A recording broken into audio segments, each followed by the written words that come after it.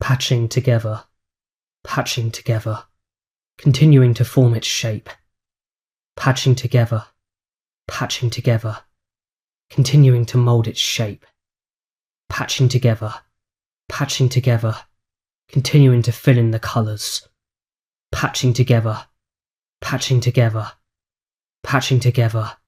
and continuing towards bringing himself closer to completion.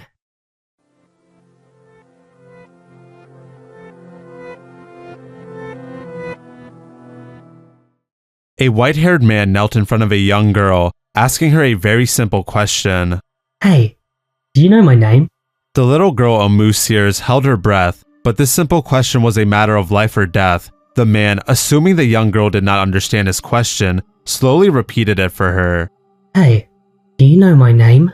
Amu was absolutely terrified and was still unable to give a response. Once again, the man repeated his question, but was starting to get annoyed.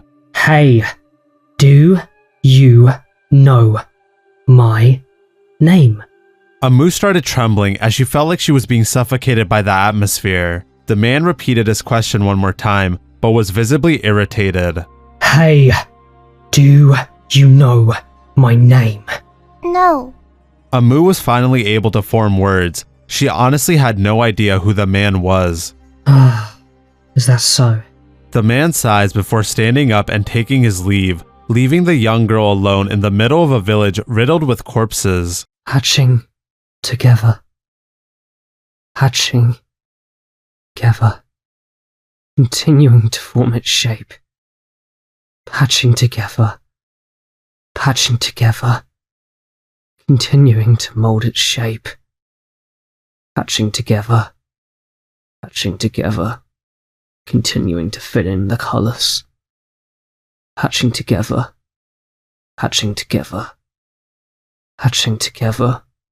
and continuing towards bringing himself closer to completion. Hey, Subaru? Isn't it time for lunch soon? Subaru stops walking after hearing that call and rubs his stomach. It was already past noon, but Subaru was indeed feeling hungry. Subaru sighs as he hadn't noticed because he was so focused on walking. No, a break is important, don't you think? Oh, my bad, Amelia-tan. Did you get tired?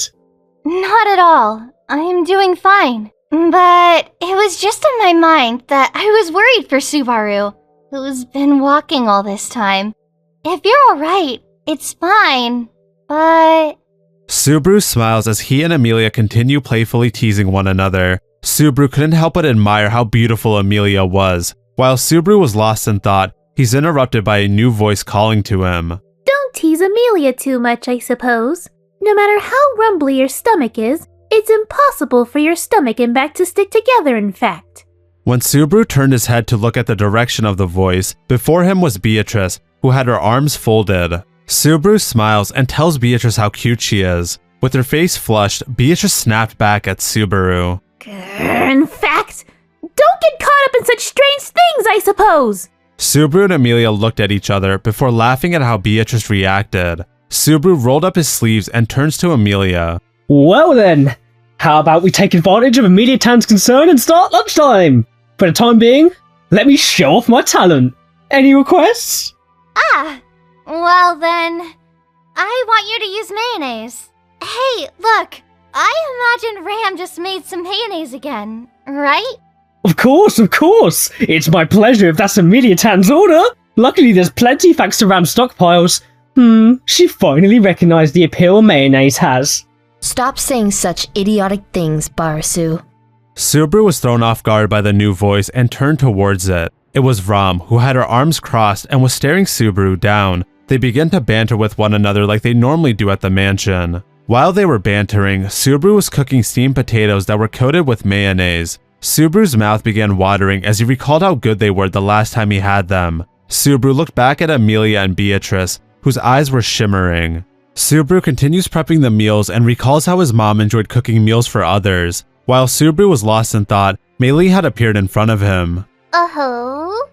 The one on meal duty today is Oni-san. That's quite worrying. Worrying, huh? What worries? I ain't going to let a girl who says such impertinent things eat. Wow, that's abuse. Besides, isn't it Oni-san that tries to soak everything in mayonnaise? I don't really like it at all. Before Subaru could come to terms with Meili's lack of taste, he's interrupted by a certain purple-haired knight. Even so, I think you're taking it a little too seriously. Miss Meili was just saying that she was not on the same wavelength as you, who tries to mix mayonnaise into just about any ingredient. The smiling knight was none other than Julius as he made his way over to Subaru. Subaru wasn't too pleased to see Julius and told him to stop being nosy. Amelia, seeing their heated exchange, began giggling. Subaru turned to Amelia and was confused on why she was laughing. As always, Julius and Subaru are really good friends. Amelia-tan? I'm always saying this, but that's a... Subaru stopped himself as he bit his lip. Just now, Amelia, who had been smiling in front of his eyes, froze. It wasn't just Amelia who came to a standstill. Around Subaru, everyone who had been speaking was frozen as well. It was as if the world's time had entirely come to a stop, awaiting Subaru's next move. The sound of the wind, the scent of the greenery, and the boiling water indicated that it wasn't so. The world hadn't come to a stop. Only Amelia and the others had. It's as if Subaru was waiting for the images to catch up with him, to try and make them reappear. But just Amelia and the others had come to a stop. Master! Ta-da! I went to check ahead! While Subaru was quietly tendering the fire, a tall, beautiful woman with a smile adorning her features approached him. She was someone who exposed her clear white skin and had long tied-up brown hair. Here's to the quick return of Shaula! Master, please praise me and hug me and love me! Subaru was not pleased with Shaula's arrival. She came barging in as Amelia was smiling. What? What's wrong, Master? Did I maybe mess up again? No, it's fine. Don't worry about it. Shaula was relieved to hear that and mentioned that she was starving. She embraces her master, who was thoughtful enough to prepare food for them. Hey, get off of me! Subaru shook Shaula off right away. Shaula pouts and swears that she will win over Subaru's heart. Subaru scolds her for grabbing his arms as he was cooking and that he could have burned his hand. Shaula insists that she would lick the burned part day and night without letting go. Subaru shrugs his shoulders and laughs to himself. Shaula hears his laugh, wondering if something amusing happened. What's amusing is you. Just you. Is that a marriage proposal? How did you come to that conclusion? Subaru sighs and recalls how every time he talked to other people, he would be reminded how incomplete he is. It was painful, but there was no one to blame but himself. The one who's at fault is always me. That's why. In other words, this time it's a marriage proposal? What the hell? No! Subaru goes back to cooking, not for Amelia and the others, but for two. With that, Subaru's chest aches in cruel, forlorn anguish. Patching together, continuing to form its shape. Patching together, continuing to mold its shape. Patching together, continuing to fill in the colors. Patching together, and continuing towards bringing himself closer to completion.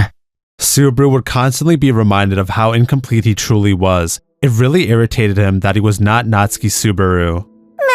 Master! Where are we off to next? Subaru and Shaula had continued walking on the main road after eating lunch. After hearing Shaula's question, Subaru heard Ram's voice telling him to go west. Subaru agrees with Ram and decides to go west to find civilization. Shaula was obviously confused and thought Subaru was talking to her, which annoyed Subaru, but he ignored her. I think it'd be better for Subaru to be a little more kind to Shaula. She keeps giving it her all like that. Subaru turned to the direction of the voice. Standing before him was a pouting Amelia. Even though it's Amelia-tan saying that, don't you think that was really harsh? And here was me thinking that I knew how I thought about Amelia-tan. I guess. Maybe. Sorry. I'm lonely too. But I think it's pointless if you're always moping about it. After all, I'm already... Amelia was cut off by a loud noise coming from behind. Subaru realized it was the sound of the wheels of a dragon carriage. He quickly grabs Shaula's arm and they jump out of the way of the carriage. Subaru pushed Shaula to the side and waited for the dragon carriage to get out of sight, except the dragon carriage had stopped completely. Subaru carefully approached the carriage as he wasn't sure if it belonged to bandits or not. You wouldn't happen to be Natsuki Subaru-san, by any chance? Standing in front of Subaru was a young man around the same age as him. He had gray hair that was tied up into a ponytail. The man didn't seem dangerous at all to Subaru. Rather, the fact that he knew Subaru got his attention. Subaru was very confused on who this man was. He looked at Amelia and the others for an answer. They all shook their heads as they had no idea who the man was. Oh, perhaps you've forgotten. It's me, Regan Soen. My older brother, Otto Soen, helps you out. We met once before, at the village. Subaru smiled and clapped his hands together. He couldn't remember Regin, but he knew about Otto. Subaru laughs and apologizes for forgetting who Regin was. No. I guess it couldn't be helped since you're in such a busy position. The royal selection has reached even my ears living in the remote countryside. Nissan isn't causing you any nuisances, right? Amelia mentions how great of a help Otto is. Subaru agrees with her. Regin, hearing nothing, looks around in confusion, idly wondering to whom he's talking to. Regin then asks why Subaru's out here in the first place. Subaru is happy to answer Regin's question. The current me is in the middle of reconsidering my own self.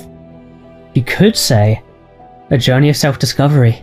Regin is utterly confused on what Subaru's talking about. Subaru asks Regin if his village is up ahead. Regin nods and recalls how last time Subaru, Otto, and Garfield had helped take care of an issue in the village. Subaru thanks Regin, while mentioning that he's just like Otto. Subaru then calls Shaula. Shaula, don't hurt him. Subaru turns back to face Regin. I'm sorry.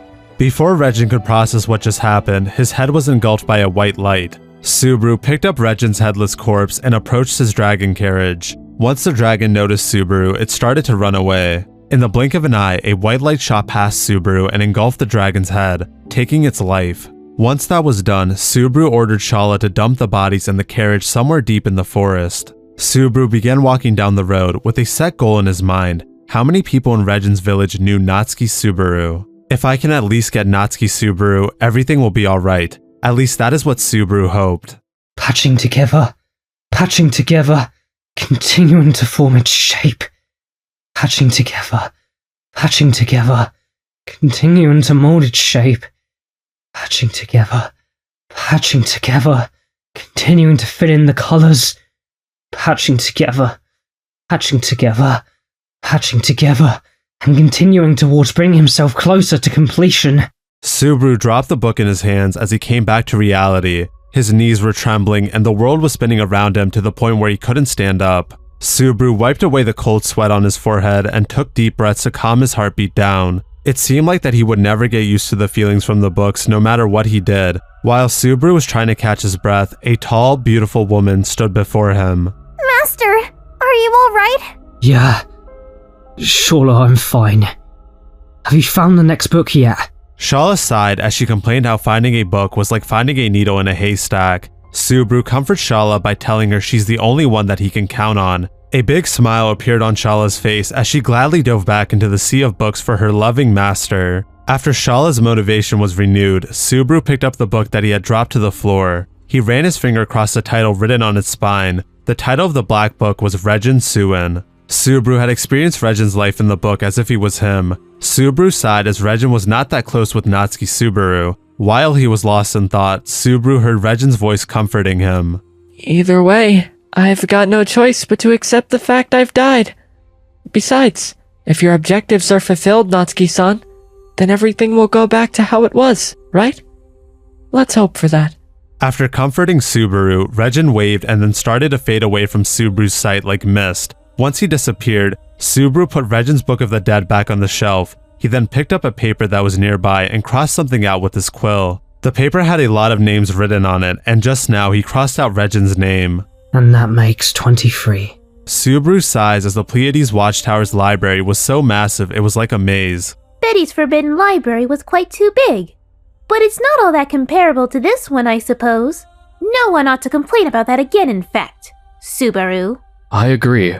It looks nearly impossible to find a specific book in such an enormous library. You have to sit yourself down and deliberately apply yourself to the task. You'll just keep exhausting yourself if you keep going in blindly. Subaru stubbornly shook his head as he could not afford to waste any time. He had to get Natsuki Subaru back. Subaru stared down at the list of names in his hand. The list contained the names of each person from Regin's village. The chance that any of them knew Natsuki Subaru was low, but not zero.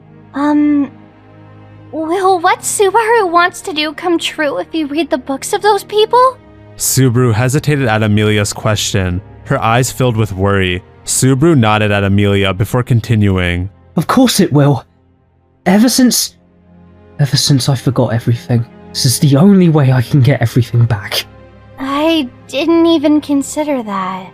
That's not good enough! Amelia was shocked and left speechless, looking at the angered Subaru. For crying out loud, please don't say that! No matter what it takes, I will try and get Natsuki Subaru back. And after that... And after that?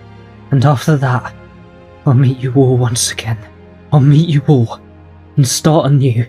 Amelia quietly stared at Subaru. This troubled Subaru as he could not read Amelia's true thoughts and feelings. Before he could even ask, Master, I found the next book! Praise me, praise me! Well done. You did great, Shaula. Subaru takes the book from Shaula. It indeed matched one of the names on his list. Subaru quietly stares at the book before whispering, How long has Natsuki Subaru been sleeping inside you?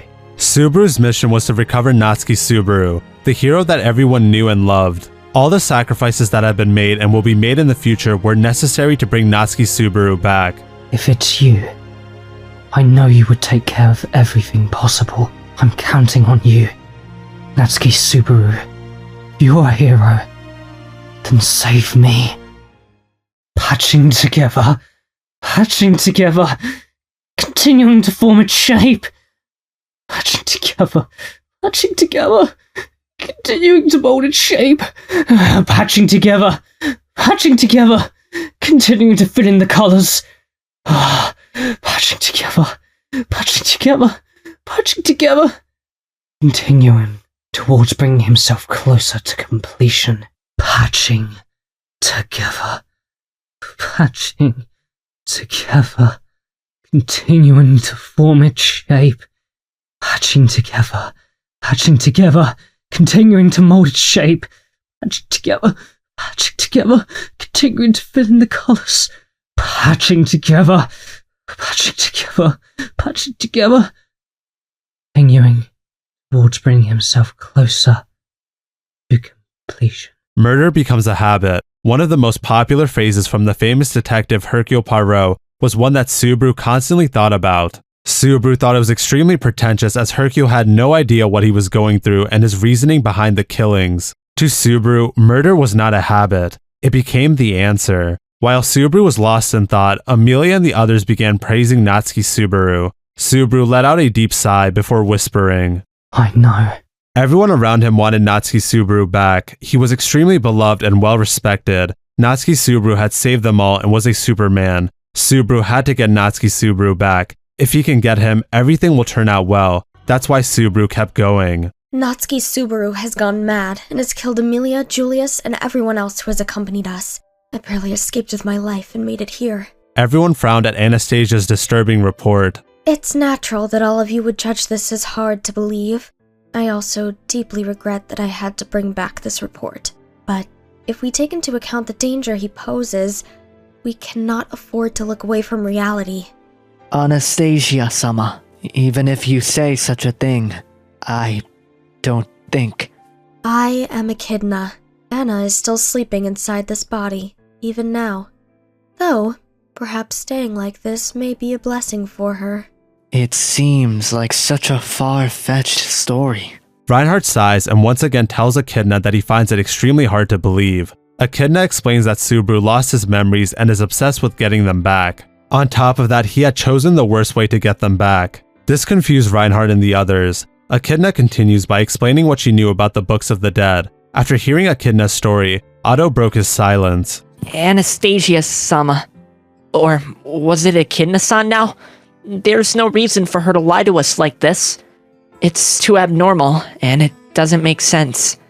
In fact, I can only think that something unexpected must have happened for her to have come back alone like this.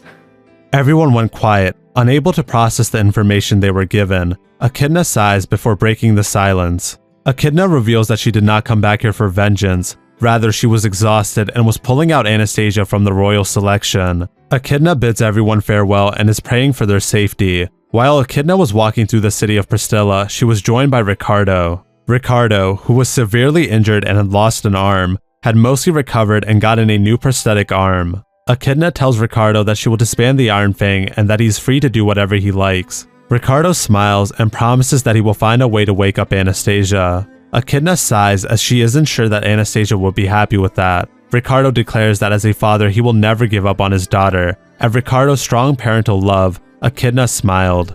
Ricardo, you really are.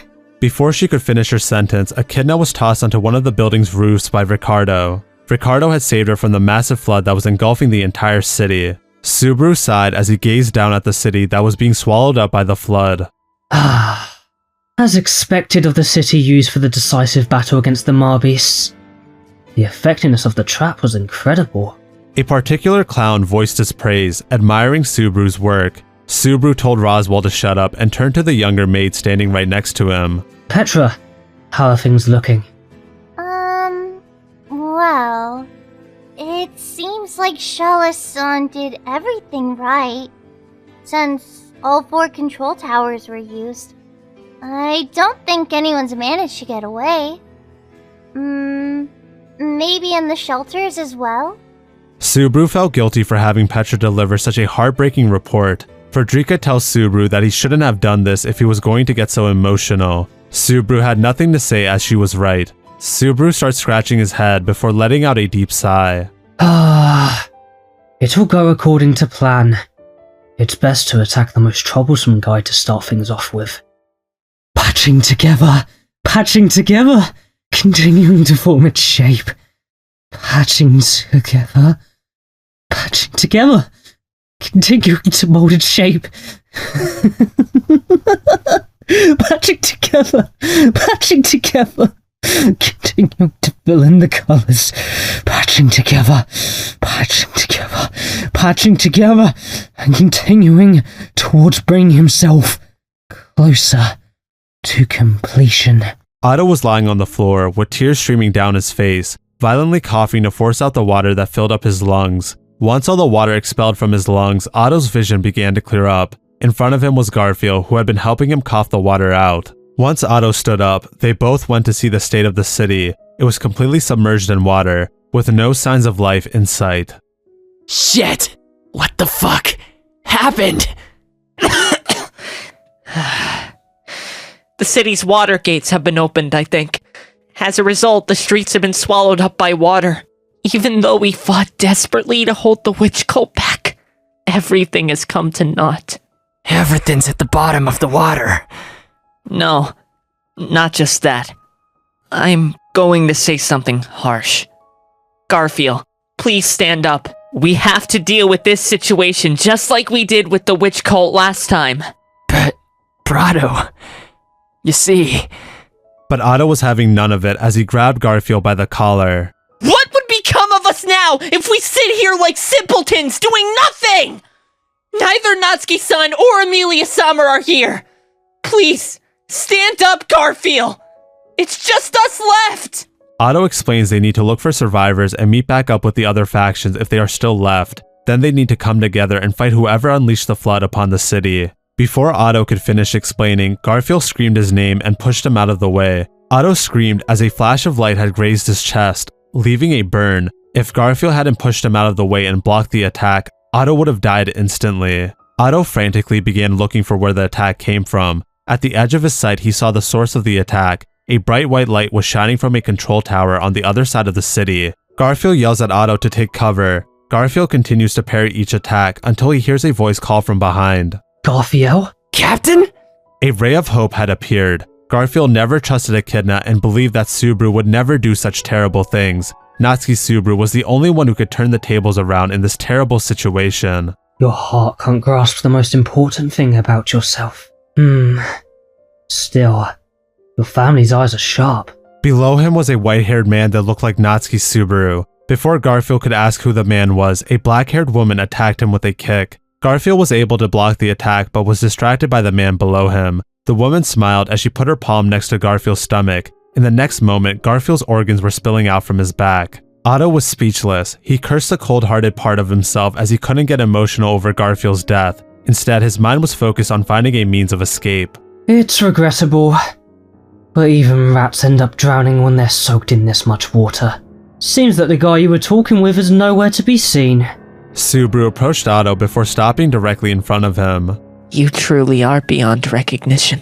Subaru was confused on what Otto meant and explained that he really doesn't understand himself well. Otto tells him to look in a mirror to see what he means. Subaru starts scratching his cheek while he laughed at Otto's jab. Otto was unsure of what to call that person. You're... Even if you don't say it, I know. My name is Natsuki Subaru. I'm broken beyond compare. I've heard a lot about you. I'm glad we could finally meet, Otto. Otto could not believe what happened to Subaru. His left eye had lost all color and was clouded. His hair was completely white. He had a deranged smile from ear to ear as he kept laughing. Patching together,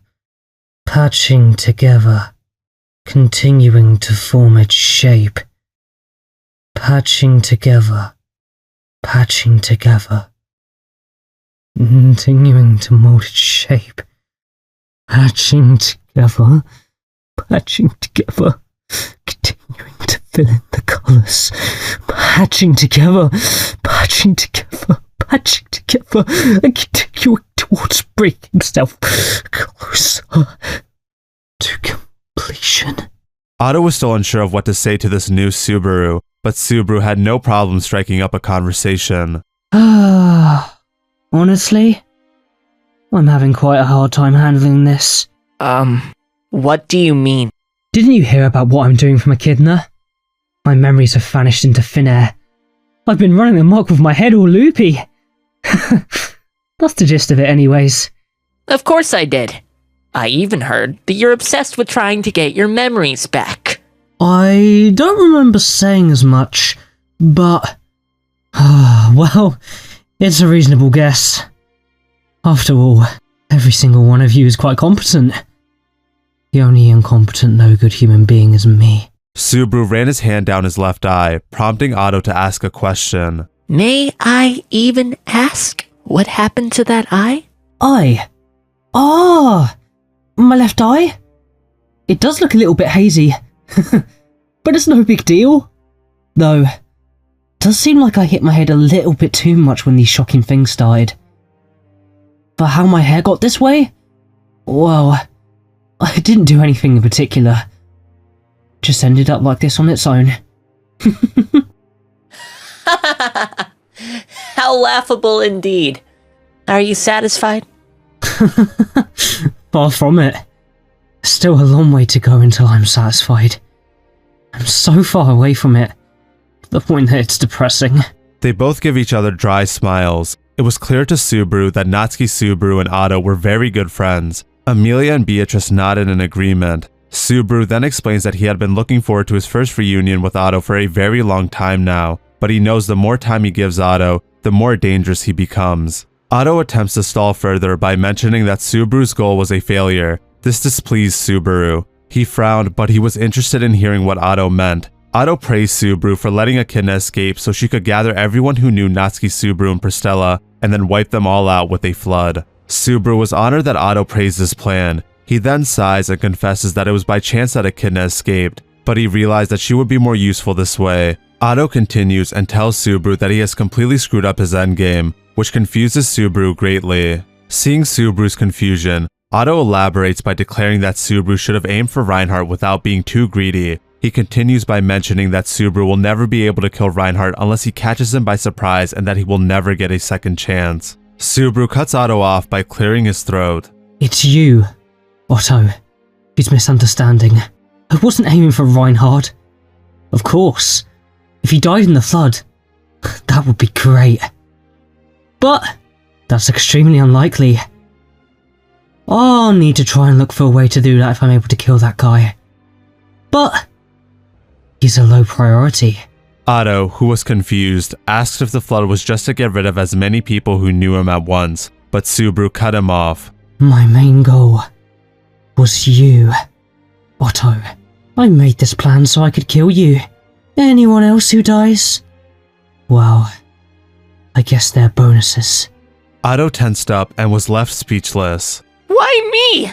Subaru looked around Otto with his left eye. All the members of the Amelia faction surrounded Otto. He asked them, Who is the most troublesome guy? From those who know me. Otto-kun. Otto, I suppose. That would be Otto, wouldn't it? How bothersome. Otto was confused on who Subaru was even talking to. Subaru laughs and tells Otto there's no point in buying time, as there is no rat here left to save him. I will not underestimate you. I will not underestimate anyone other than me. You're all skilled guys. That is why I'll kill you without cutting any corners. As soon as Subaru finished the sentence, Shaula landed on the rooftop soaked in blood. Subaru asked Shaula if she had finished Garfield off. Shaula saluted while laughing and reported that she had crushed his head. Subaru and Shaula turned their attention back to Otto. You always were the most valued from everyone in the camp. Otto. Eat shit, you damn phony. Those words stung quite a bit to Subaru. In the very next moment, a flash of light pierced Otto's body, ending their conversation abruptly. Patching together, continuing to form its shape. Patching together, continuing to mold its shape. Patching together, continuing to fill in the colours. Patching together, and continuing towards bringing himself closer to completion. And if the patching was completed this time around, if his patching could be patched together as he was originally, then surely there was no doubt that he could do everything over again. This is as far as you'll go. Subaru opened his eyes slowly once he heard those words. Standing in front of him was the Sword Saint, Reinhardt von Estrella. Reinhardt seemed very disturbed. He asked Subaru why he would unleash a flood on the city. Subaru doesn't give a clear answer to Reinhardt. I'm not going to challenge you being only partly prepared. Finding a way of making sure I win will only work with the right timing. That's why I will consult them. Consult.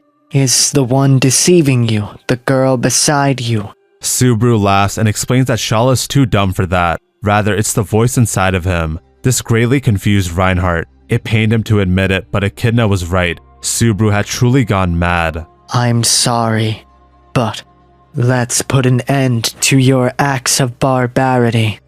Me being able to do that is proof of my friendship towards you. You say such sad things, in spite of us having a relationship where we crashed a wedding together. Well, though it is me who made you say it, you know, apparently Amelia Town was delighted. Subaru, please, stop already. Just stop. Subaru went quiet. He knew that Reinhardt was a great person and friend to Natsuki Subaru, but despite that, I also need the peace inside of you to get back Natsuki Subaru. That's why I will come to kill you one day. But not now.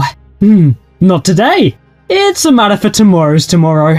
Ram tells Subaru that Fel was probably in a shelter at the edge of the city. At Subaru's orders, Shaula fired a flash of white light in that direction. Reinhardt cursed under his breath as he flew back to deflect the beam of light. Subaru and Shaula took this opportunity to escape. Subaru held on to her as she leapt out of the city. Before they left, Subaru turned towards Reinhardt. You are not as omnipotent or superhuman as you think you are. That's why I will absolutely kill you too, Reinhardt. I want you to tell me, once again, what is your name? Amu Sears? I see.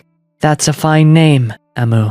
What happened now must have been rough. Reinhardt, who had gotten down on one knee to be on the same level as Amu, attempted to comfort her. Tears were trickling down her face as she continued to tremble in fear. Reinhardt looked at his surroundings and bit his lip. This poor village had been attacked 2 days ago, and since it was quite far away from the capital, the news had been delayed by several days. The village was an utter mess with destroyed buildings and corpses littered everywhere. Poor Amu was the only survivor and left alone this entire time. Reinhardt assumed that this was Subaru's doing. He asked Amu if a man and woman had done this, Once she confirmed it, that was all Reinhardt needed to hear. Reinhardt swears to protect her until her safety is ensured and takes the sobbing girl's hand. Reinhardt begins muttering to himself. Are you satisfied with this? Does it fulfill you? What on earth do you see reflected in your eyes? I just don't understand. Subaru. Reinhardt closed his eyes as he vowed to kill Subaru. While Subaru and Shaula were going through a forest, Amelia wonders if Reinhardt found a Mu yet. Subaru assumes it's very likely that she already met him and won't be able to be separated from him. That way he won't have time to pursue them. The entire Amelia faction began praising Subaru for his great plan, before breaking into banter and arguments just like always. Watching from the sidelines were Anastasia and Julius, who proceeded to join in themselves. Subaru, do you take pride in that my advice was helpful for you in facing Reinhardt? I ain't saying it wasn't helpful, but your evaluation of Reinhardt makes him look a bit like a dream guy, so its credibility can be shaky. You mustn't get too caught up in your hero syndrome. That's not an answer which will help you borrow my strength. Maybe I should change my attitude a bit from now on. Anastasia, sensing that an argument was about to break out, broke her way into Subaru and Julius's exchange. Natsuki-kun, aren't you forgetting? If we cooperate with each other well, then Natsuki-kun, when you get back to normal, you'll... I remember. If I get Natsuki Subaru back, and go back to the time where I can restore everything, properly, then, finally, can take the time to atone to everyone who I've killed.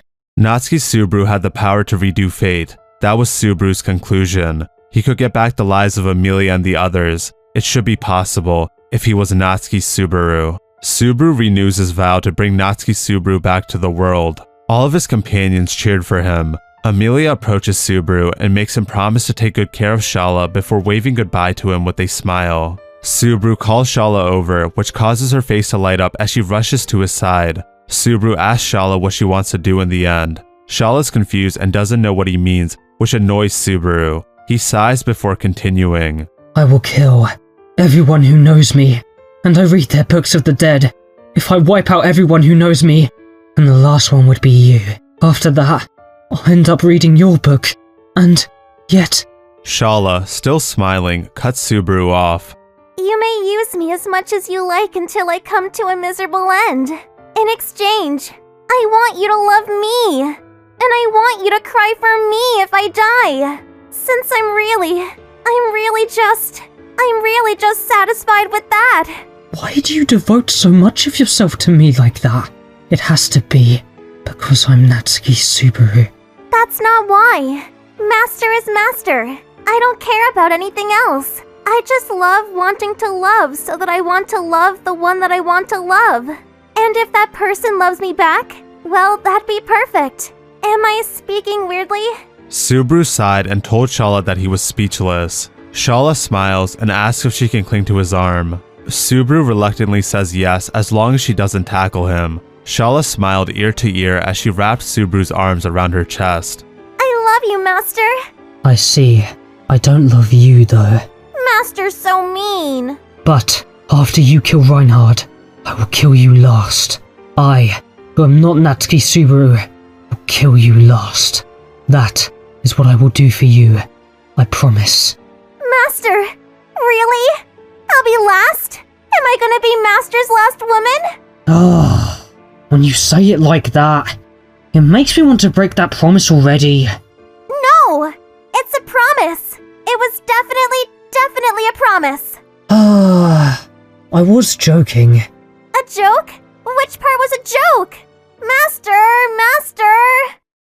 Patching together, continuing to form its shape. Patching together, continuing to mold its shape. Patching together, continuing to fill in the colors. Patching together, and continuing towards bringing himself closer to completion. Patching together. It's too much to be patched together. Even if he kept patching it together so that the original form became unrecognizable, he could still patch together a new one. Patching together and continuing to live on. Patching together and continuing to live on. Until the day comes where he would die, he would continue to patch it together and live on!